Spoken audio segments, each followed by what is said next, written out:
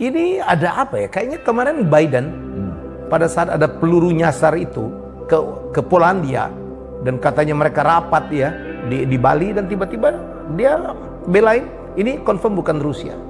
Ada apa? Biasanya ada kan apa? dimanfaatkan dong. Karena dia tahu Zelensky ini udah offside-nya kejauhan. Pertama, dia itu kalau kita lihat Bidennya dulu ya, kan itu kan berdekatan dengan Sam Bankman, kasusnya kebuka nih, FTX case, bagaimana dana perang masuk ke Ukraina itu ternyata ditelusuri oleh biasalah cyber crypto ini dia ternyata menjadi penyumbang nomor 4 atau 5 terbesar kepada kampanye Biden. Itu menjelang G20 terjadi kan. Jadi ketika Biden datang ke G20, dia udah setengah hati tuh. Maksudnya karena di dunia tuh orang sudah tahu ada pencucian uang perang Ukraina masuk ke dana kampanye Biden. Oke. Makanya itu bisa menjawab kena dua hal. Kenapa tiba-tiba dia berbaik-baik, bermanis-manis di depan bendera bersama Presiden Xi Jinping? Menurut saya ya. Kedua itu adalah pagi itu ketika hoax kan itu yang aku marah sama Zelensky. G20 lagi gegap gempita, semua orang lagi pay attention kepada kesuksesannya. Tiba-tiba berapa jam kemudian dia bikin hoax yang sangat membuat saya emosi karena membajak kesuksesan G20 yang lagi gegap gempita. Dengan membuat hoax dia mengirimkan roket ke Polandia dan dia dengan tenangnya menyatakan itu Polandia diroket oleh Rusia, tolong aktifkan Artikel 5. Bayangkan dia bisa bikin hoax, dia lalu perintahkan negara NATO. Di kepala Zelensky seperti itu terlihat begini, lah mumpung lagi pada kumpul di Bali nih, ya kan? Biar langsung nih, langsung dikumpul, oke Artikel 5 berjalan, Rusia babak belur. Itu kayaknya cerita Zelensky. Nah ternyata Biden karena tadi masalah FTX terbuka, ya kan? Terus dia juga udah berpikir ya bagaimanapun kawasan nih nggak bisa main-main nih dengan kawasan yang paling kuat kan sekarang kawasan kita. Jadi dia juga akan berpikir ulang tentang Cina. Disitulah langsung dia nyatakan tidak mungkin, pernyataan Biden loh, begitu selesai rapat itu tidak mungkin, terlalu jauh dari Rusia kalau itu nyasar. Yang keempat, 3 jam kemudian Gedung Putih menyatakan secara resmi itu roket dari Ukraina sendiri. Nah itu artinya benar nggak Pak Mardiku? Itu yang aku pikir penjahat perang abad ini tuh Zelensky. Why? Dia membuat hoax yang 1/sekian detik lagi. Kalau Biden agak-agak kenapa? Itu bisa jadi perang dunia ketiga. Gimana tiba-tiba Rusia mau digempur oleh Artikel 5 kan?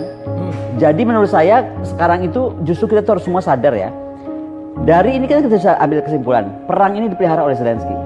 Jadi kalau mau ada yang perdamaian Ukraina, saya juga mau segera Ukraina tuh tenang dan damai, kasihan rakyatnya. Tapi ganti Zelensky-nya karena ini orang menggunakan panggung perang ini untuk gathering money. Salah satu yang terbukti oleh Sam Bankman masuk ke dalam dana kampanye Biden. Nah kita nggak tahu kemana lagi. Coba Bapak ini makin terbaca bahwa ini ada hubungan antara Biden dan Ukraine kan. Mulai dulu dari hubungan anaknya kan punya lab biology yang sekarang mana? Kok UN diam aja? Bukti itu harus dibuka ke publik loh. Betul. Itu jahat betul. Dan sekarang jahatnya Zelensky dia udah mulai ngomong dibulak-balik seolah-olah nanti kalau apa reaktor gua ini mana pertanggungjawaban dia soal perang itu. Aduh kalau ngomong Zelensky aku langsung keluar tanduk. Jadi di dalam G20 sebenarnya ada kesepakatan internal yang menarik. Di dalam diskusi tersebut, sebenarnya Indonesia ini punya ide yang cukup menarik, cuman kok nggak diumumin seperti itu, yang diumumin berbeda. Jadi kita berbicara, ini boleh dikonfirm sama peserta G20 karena teman-teman yang berada di dalam itu, sebenarnya Indonesia menarik karena udah deh, Rusia dapat deh 4 wilayah provinsinya yang diklaim itu udah dikasih. Terus di sisi lain NATO berjanji tidak akan ekspansi lagi. Jadi ini Finland kan minta juga. Iya, nggak akan dikasih. Termasuk Ukraina yang mendaftar itu udah nggak dikasih. Jadi itu kesepakatan sudah goal. Itu nggak tahu di dalam itu ada mata-mata Ukraina kali. Itulah yang lagi rapat itu loh sebenarnya. Itu di roket itu benar nggak? Tapi kalau saya bilang sebenarnya posisi Indonesia tuh agak sulit. Kalau aku lihat makanya dampak perang Rusia ini kenapa saya melihat dari awal Rusia itu korban kita ya melihat Rusia itu korban. Karena orang tuh kan masih melihat perang itu berdarah-darah, yang berdarah-darah itu yang paling menderita. No, Rusia itu kalau dia nggak punya kemandirian, dia udah mati dari minggu pertama. Tapi karena dia mandiri, dia buktikan dia kuat, dia bisa. Nah, sekarang bayangkan yang paling parah itu dari perlakuan terhadap Rusia, merampok reserve dia. Oke? Jadi Itu yang sekarang diikuti Jepang. Jepang sekarang tiba-tiba sadar kalau apa yang bisa bikin ke Rusia ke gua bisa anytime. Jepang sekarang sudah mulai melepas reserve-nya. Indonesia, nah ini saya pikir kalau sekarang Indonesia mampu segera ya kan menukar aja langsung ke mana, ditukar ke mata uang lain, saya nggak tahu. Bitcoin deh. Atau Bitcoin atau kemana? Tapi make sure Sam Bateman nggak bisa.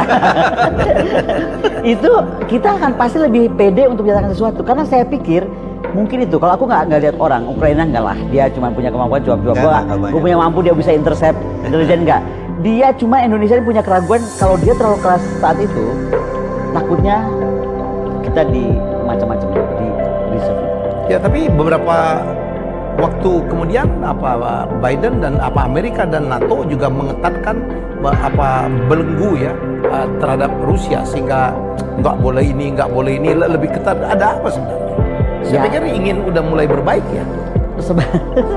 Coba komentar. Jadi ada hal yang menarik pada saat G20 di Indonesia, para pemimpin hadir di Turki.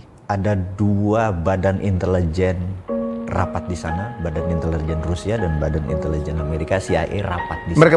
Mereka bertemu. Ini topiknya menarik karena isu di luarnya adalah yang Rusia minta embargo dikurangi dan pihak Amerika minta Rusia untuk tidak menyerang menggunakan nuklir karena kan kesel gara-gara Zelensky bikin hoax itu gitu ya, meredam. Tapi sebenarnya ini nanti ini cerita bukan cerita konspirasi, tapi apa isi sebenarnya di situ? Karena salah satu klausulnya menarik. Amerika tuh kaget karena kapal-kapal tank, mesin-mesin perang yang ditinggal oleh Amerika di Afghanistan, mendadak helikopternya terbang lagi, pesawatnya terbang lagi, padahal udah dirusak sama Amerika waktu ditinggalin. Dibumi-hanguskan ya. Ternyata dibetulin sama Rusia. Yang CIA takut Taliban akan jadi mesin Rusia berikutnya kalau terus digencet, kalau digempur terus. Nah ini peta dunia ini aku nggak tahu di istananya ada yang ngomong beginian apa ngurusin rambut putih, gue nggak tahu deh. Gitu ya. Karena kok Indonesia agak cupu banget yang melihat fenomena ini kok nggak. Kayaknya kita hidup dalam dunia tertutup bodo amat gitu ya. Iya, kayaknya nggak efek ke kita. Itu yang padahal peluangnya banyak banget untuk kita menjadi global players. Oh sangat. Iya. Aku tuh herannya gini ya. Ketika aku misalnya di Rusia gitu, saya bertemu dengan Dubes Tavares, saya bertemu dengan para tokoh. Rata-rata kan Rusia ini karena terjepit, dia ini memasukkan aset besar-besaran ke kita. Iya dong, mau kemana lagi? Sekarang kita lihat Bali lah. Bali kan udah bukti. Nah, bagaimana seluruh Indonesia dibalikan oleh Rusia itu kan menarik. Bisa. Asetnya bawa sini. Nah, bisa kan? Bisa. Contoh kalau buat aku, kenapa kita nggak bikin pabrik besar dengan Rusia fertilizer? Ya. Kan keren banget, iya kan? Dia punya kemampuan itu. Nuklir dia punya. Nuklir udah jelas. Untuk power plant. Ya kan, power plant. Belum lagi submarine. Kita nggak usah repot-repot nunggu lama banget gitu kan. Nah, jadi intinya menurut saya adalah bagaimana Indonesia ini sekarang harusnya mengambil sikap. Saya tanya sama Dubes Rusia, Ludmila, apa sih yang bikin ini kita kenapa nggak bisa ambil? Cepet dong, kamu mendekat ke kita. Iya. Dia bilang saya mau banget, tapi kita ini nggak punya SWIFT system yang bisa lu pakai dengan gue sekarang gitu. Betul. Karena negara lain, aku tanya loh sebentar, kenapa India bisa, Cina bisa? Loh, mereka langsung ke SWIFT sistemnya gabung dengan Rusia yang baru itu loh, sistem baru dia. SWIFT. Iya, SWIFT. Iya. Nah, saya tanya dong. Ini sistem pembayaran. Iya, pembayaran. Iya. Saya tanya lagi. Oke, sekarang udah berapa negara yang punya SWIFT system lo itu? 46 loh. Dan kita Masa belum. Indonesia belum. Kita nggak join. Padahal maksud aku tuh kalau the faster the better. Kalau enggak, orang-orang inilah akan menjadi pemain dong, bukan kita sendiri. Jadi ya kalau Ibu Sri Mulyani yang terhormat melihat sama apa di Dirut BI, di Dirut OJK, tolong ya dibuka sistem kita supaya kita bisa kerja sama sesuatu. Karena saya ingat ya pada saat Pak Jokowi ketemu Putin ada dua hal yang dia minta. Yang keduanya adalah pupuk.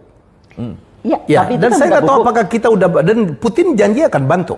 Dan kita nggak tahu apakah Indonesia sudah berhasil mendapatkan pupuk ya dari tapi Rusia. Kalau saya sih udah lewat itu kan udah beberapa bulan lalu tuh ngomongin kita minta pupuk. Sekarang enggak. Kalau saya pikir kesempatan ini kita kesempatan itu kan mesti disamperin. Nggak ada kesempatan datengin kita. Harus diperjuangkan.